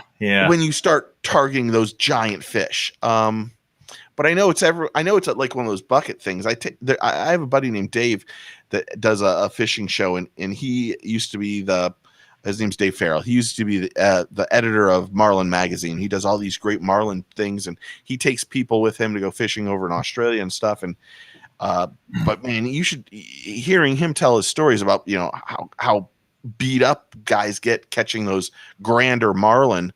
That doesn't register for me anymore. Yeah, I don't. Goliath grouper. I've caught 350-pound Goliath grouper. Almost sank my boat. Really? Yeah. Jeez, that sounds interesting. That wasn't interesting. That was a horrible day. Scared the living bejesus out of me. I've been scared twice in my boat and thought, okay, I need to. In one case, I started praying, and just was like. I had my nephew with me, and I just said, "Hey, Jake, we have a very big problem." Speaking of praying, how many people saw Seth Feider's fishing prayer that he does before every tournament? I didn't see this. Yeah, he got it's one of these segments for BASS, and I think they were asking tournament fishermen like, do you have any superstitions you do before a tournament? And he said, well, I pray before every tournament. He said, I have a special prayer that I pray. And then he said, well, what is it? And he said, well, do you want to hear what it is? And they said, yes. And then he takes his hat off and he actually prays. He prays the prayer word for word the way he does every night before his tournament. And I was really impressed just by the fact that, one, he had the guts to take his hat off and actually say a prayer on live TV in front of everybody. He did. You could tell he was serious about it. It was a real deal for him. And I was just wondering if anybody else saw that, what they thought. What'd you guys think of that? If any of you that saw Seth Feider's fishing prayer? Yeah, I didn't see it, but I my hat's off to him for doing that. I respect that. I know Major League Fishing on the Sunday. If they're fishing on Sunday, they have like a whole Major League Fishing. The guys come out there. And Fish Church or something. Yeah. Something like Edwin that. does it, and a whole bunch of Ott does it. A bunch of guys do it. I like that. Yeah, yeah. Well, the other thing that I always liked, even on the tournaments that I fish, right before takeoff, they sing the national anthem, Mhm. and they have American flag out there, your hand on your heart, and then somebody says a prayer. And I think that's pretty cool. You don't see it much anymore.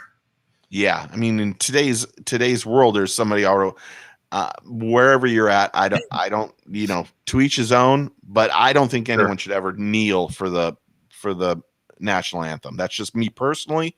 Yeah. Everyone else can have their own opinion. I don't mind it, but for me, I would never do that. And I think that Yeah, I'm a veteran, and I grew up. I'm old enough that when I was a kid, we still said the Pledge of Allegiance in school every morning. Yeah. And Thomas does every day. Yeah, I'm glad they're still doing it in some schools. They're not doing it around here, not to my knowledge.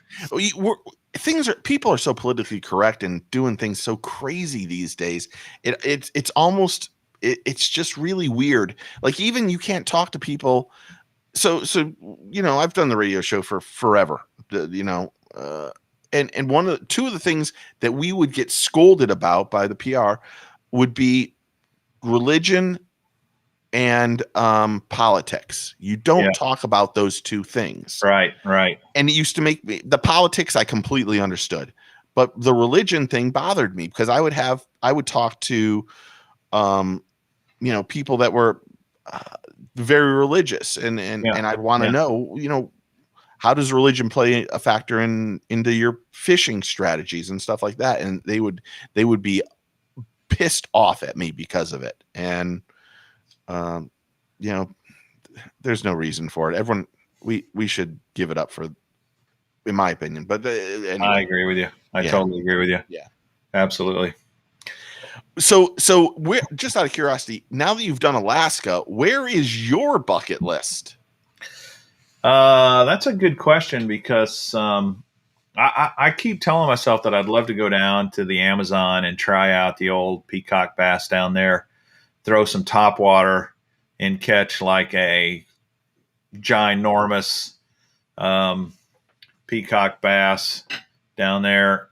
But I'm other than that, I don't really know. It's a good question, because I still go to Canada every year, or in this case Alaska, and I'm still going to do it again next year because it's so much fun. And heck, I love bass fishing. I love going to just new bass lakes. I still remember the first time I went to Guntersville. What excitement that was. It was just so fun and new and exciting. And I've been back several times and just love fishing there.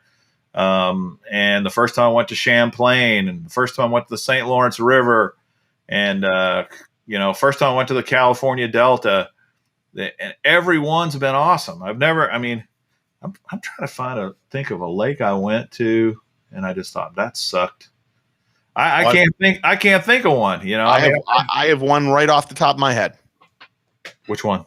I fished Pickwick last year. Oh, I love Pickwick. I had a horrible. Pickwick is the lake. I remember the other day I was telling you, I think it was on the show about I was a co-angler, and the dude sat on one spot, ledge spot for 7.5 hours. Wouldn't move. I actually fished with a Major League Fishing angler the day, but it went from like 40 degrees to 27 degrees while we were on the water, and it started raining. And luckily he had a extra rain suit for me, and luckily he had a rain suit for Thomas, because we were on the water and we weren't getting off the water till we caught fish. I can tell you that. And John was like, Steve, I've got the spot. All we got to do. And I'm not joking. Here's really what made it bad. We showed up and sat at the end of the boat dock. There's nobody at the boat ramp. I mean, physically, no one is out there. And my wife didn't see us because the water was down and we were way below, and she was in the car up above us, and she didn't see us parked kind of on the thing. She called the police thinking that something had happened to us. And they showed up in full force as we sat on the bottom going, I wonder what they're doing up there. And it made for a very, very weird conversation with the police. I'll bet. And that's happened twice.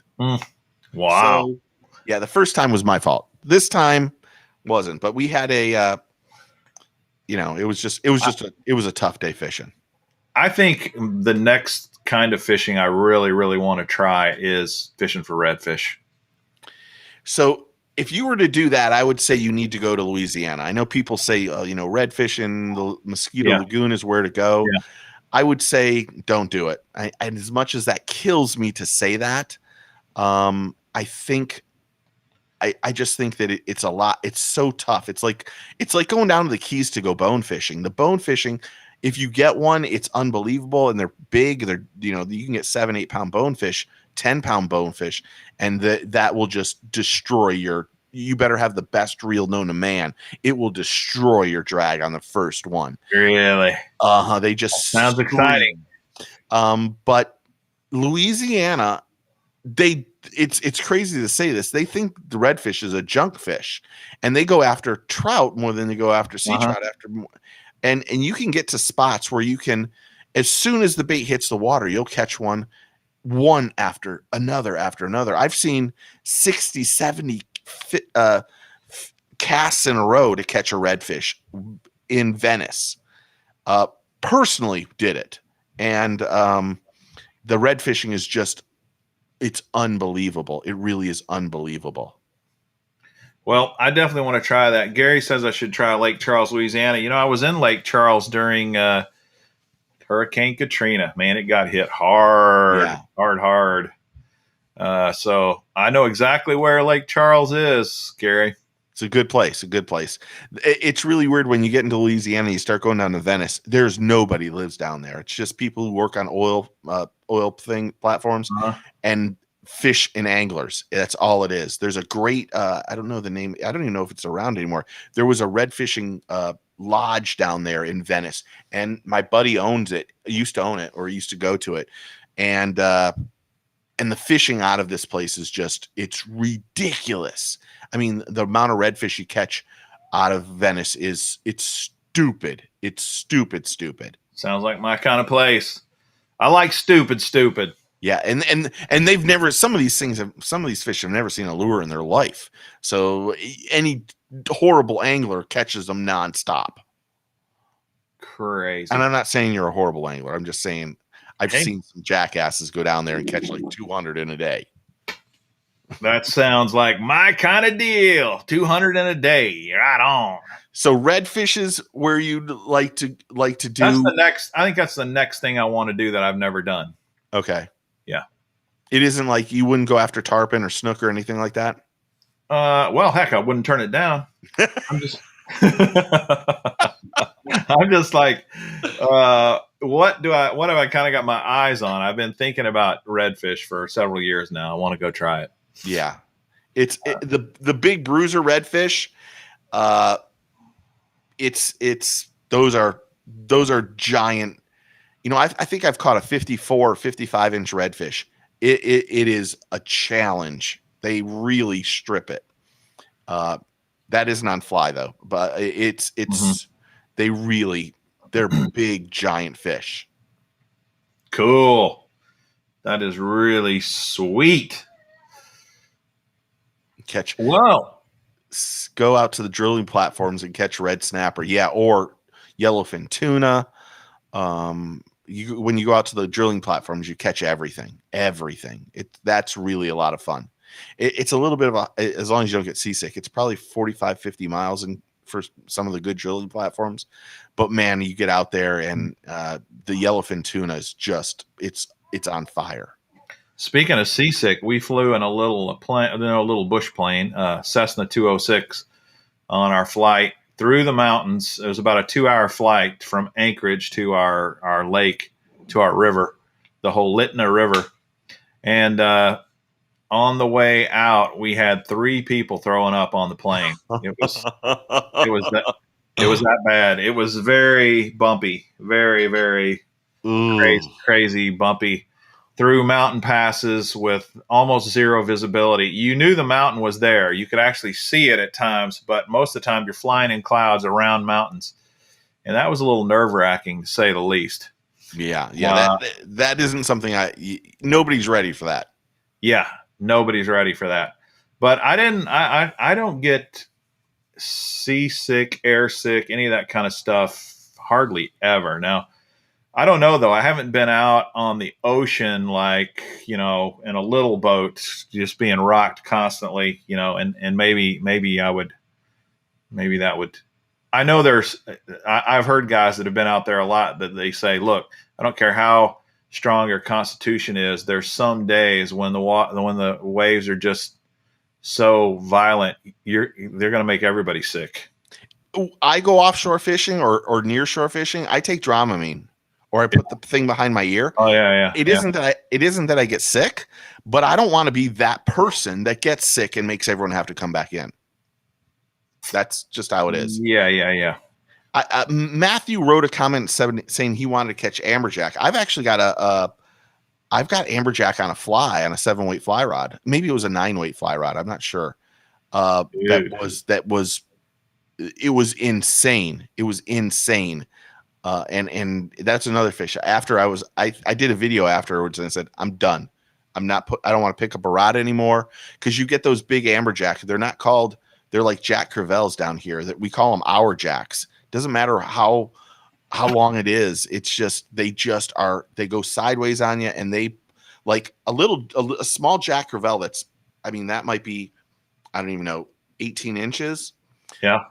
Pound for pound, there is not a stronger fighting fish, because they can go sideways. They're wide, and those fish, when you get the bigger ones, those fish are nasty. They do not stop moving at all. And but that's the same thing with amberjack. They just, really, it's a lot of fun. I think I take for granted a lot of the stuff I've been able to do, and the places that I've been able to go fishing because Florida, we have so much stuff here. I mean, my favorite thing to fish for is snook. That's the truth.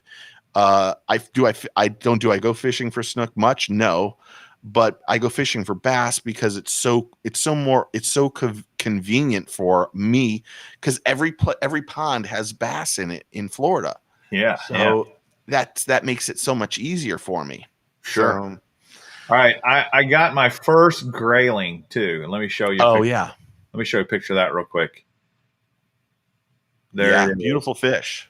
This was my very first grayling. And this is the guy who's the owner of Alaskan Adventures, the lodge that I stayed at. His name is Dan. Pretty nice guy and a pretty cool lodge. But that's my first ever grayling. That was kind of fun. What did you catch that fish on? I caught it on a little spinner. Okay. Little Mepps spinner, basically. Blue. It's crazy how when you start going after those kind of fish, that's those small fly-ish type, not even fly-ish, those spinner baits are really what they're targeting. They really are. Yeah. You go to Yellowstone, and Yellowstone sells if you go to Yellowstone Lake or Lake Yellowstone, whatever it is, and you go to one of the places to buy souvenirs, they have a little bit of tackle at them, and they have a lure that you put 2 pennies in, and then you squeeze it around the 2 pennies, and it's got a treble hook. You would look at that thing and go, that is a piece of junk. That'll never catch fish. Don't trust me. If you get there and you don't have the right stuff, go get that. You will slaughter cutthroat trout on that bait. I'm not joking. You'll get Lakers, you'll get everything. But that bait, for whatever reason, is just, I didn't catch anything for 2 days. And I went up there and they're like, just use this. And I said, that'll never work. Never. That night, I put a butt whooping on those fish. That is amazing. Well, I tell you, going up even just to Canada and fishing for big pike is actually a blast too. I know some people don't feel that way, but you can get to some amazing places to fish that are completely remote, off the grid totally, and it's just So much fun, so amazing. Now, like any place, I think Booster was the one said, I did that, I didn't like it. My guess is he just had bad timing or a lake that was maybe a little off. Sometimes the timing's a little off, but your odds of catching humongous fish that have no fishing pressure at all it's just off the charts in places like Canada and Alaska. It's so much fun. The remote fishing is that's the thing that I get excited about the most. I can still remember the first time I took a float plane in somewhere, and we land on the lake, they drop us off in the cabin, and then you watch that plane disappear, and we're here for the next. I hope we have toilet paper. I hope we got toilet paper, because for the next 6-7 days, no more civilization. It's an amazing thing. Note to self: wrap 2 pennies around a treble hook. It's not frog fur. Right on to Little B, frog fur. In fact, I fished with that frog, the frog fur frog, the other day, but I didn't get any bites on it. So when you got home, were you disappointed when you went bass fishing, just out of curiosity?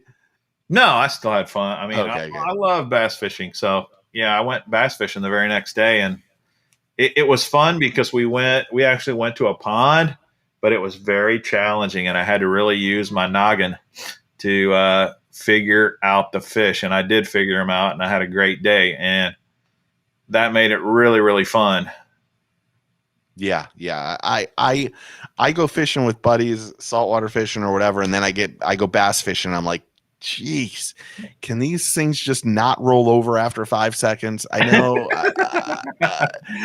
And I think the biggest thing about bass fishing to me is it doesn't last very long, does it? Yeah, it changes so fast.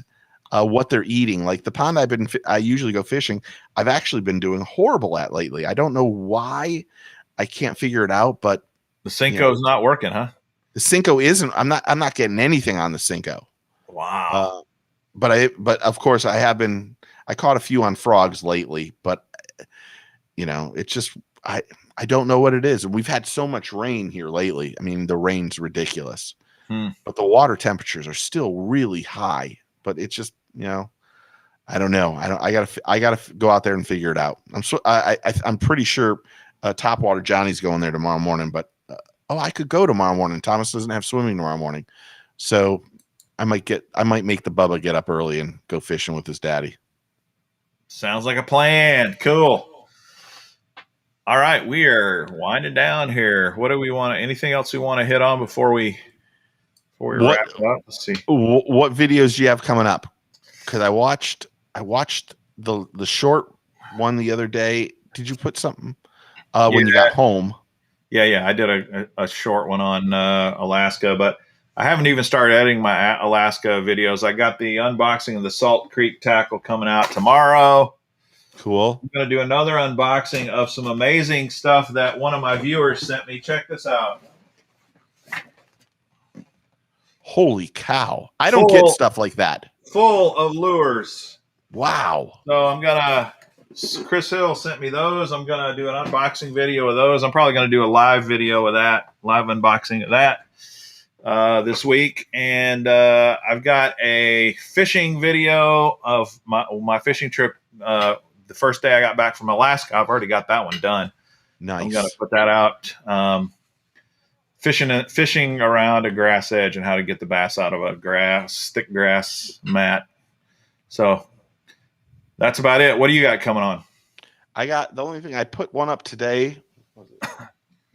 Bass Baits Monthly, and I don't have my Bass Baits Monthly yet. So look at what Florida Tackle Club, what the box looks like from Florida Tackle Club this month. Jeez, he needs bigger boxes. Yeah, mine was pretty packed too, but not like that. So I only cut it. I have not looked into it yet. I got those DOA snake oils. Those are crazy.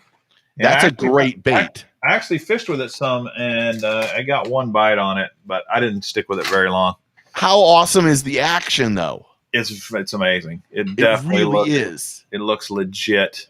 It's a little crazy how Like if you knew the time that Mark put into making that bait, it was, I don't even want to guess. I think it might have been 3 years. These freaking Tampa Bay guys, man. They win the World Series. They win the Super Bowl. Now they win the Stanley Cup, man. Just give them everything.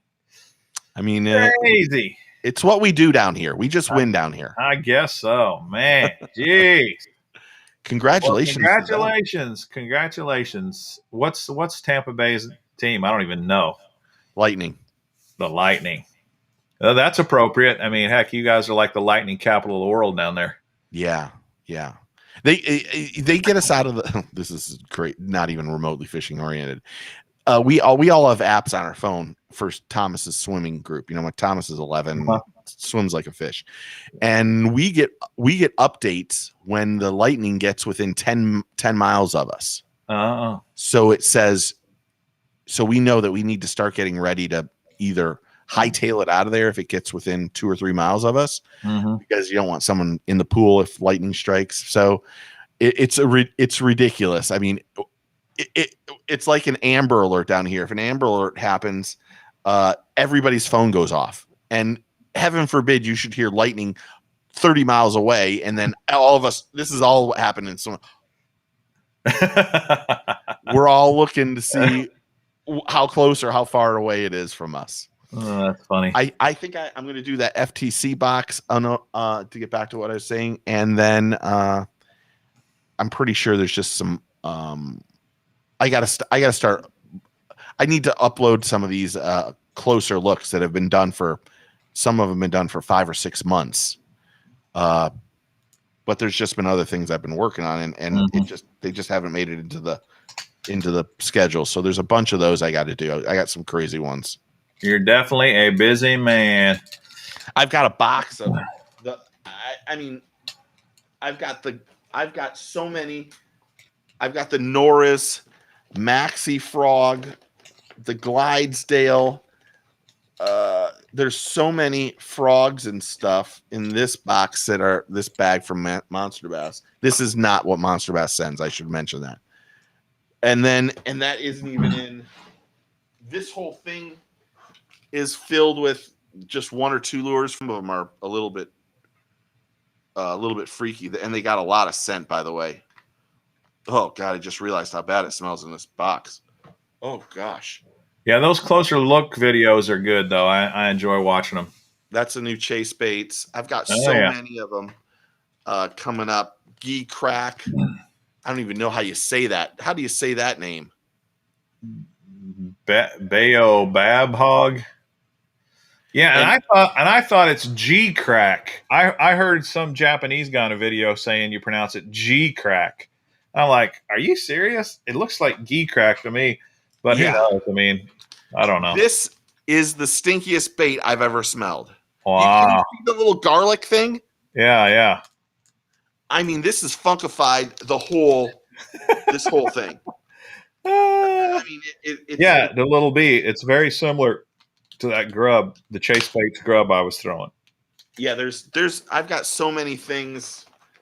I mean, that I have all those to do closer looks on, and then all this. Yeah, holy cow. That's come in over the last couple, 4 or 5 weeks. That unfortunately I can't do the underwater stuff because it's summer and everybody's at the springs right now. So I don't want to, they get a little worried that I'm going to snag somebody, even though I don't cast the bait ever. So. See what Hank says about your place? It's a religious experience being at your studio. Yeah, there's a lot. There's just so much stuff. I mean, you saw some of the stuff. Yeah. I mean, it's I have Yeah. Look at this. It's a koozie with 2 lures in it. Nice. Nothing like a koozie full of lures. And that's 1 of 2 boxes. Why did you send me that? I don't need those. Sweet. Just more stuff to give away. Well, we're out of time, guys. It's been a fun show. I had a great time. Hope you guys did too. It's good to be back. And we will be back next Wednesday night, same time, same place. And please, if you have not already, go check out the Get Your Fish on YouTube channel and the Mr. Bass channel. We appreciate the support. Also, if you want more of me, my live show is going to be Sunday night, 8 p.m. Central, 9 p.m. Eastern. Next weekend we might have a guest. Yeah, we need a guest. We haven't done a guest. That sounds great. Big name. We can decide on which two we want. We should don't mention it, but you need to. You know both of them. Yeah, Just out of curiosity, which one would you like? The older person or the younger person? I think I want that younger dude. Okay. I want the older dude. I want the older dude too, but the younger dude's on fire. I will text him right now. Right on. Okay, guys, have a great night. And you want to close us out, Steve? Yeah. Take a kid fishing and get your fish on. Thanks, guys. Right on. See you guys.